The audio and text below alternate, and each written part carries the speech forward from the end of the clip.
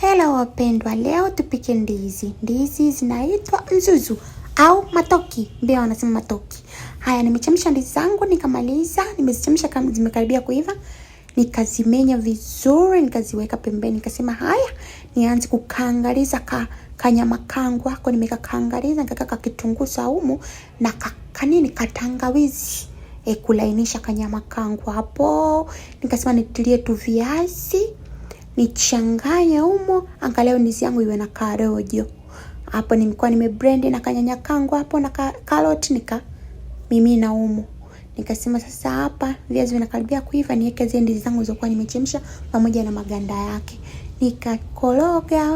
Nimekoroga nikaacha kidogo. Sasa nikasema haya, na nazi yangu hapa acha ni paswa ni blend. Mimi sitaki kukuna, nitachelewa. Haya, nikasema haya, niweke zangu tui langu la kwanza, la pili, la tatu nimechanganya sehemu moja. Sitaki stress. Njaa ilikuwa inaniuma, naona kama nikika moja nitachelewesha. Haya, nikatilia moja jamani. Hapo hivi limechemka, naona hapa mbona mali limeiva jamani, mimi njaa inaniuma.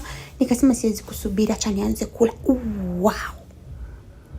Nakwambia ni la moto, joto. Wewe, lakini it was perfect.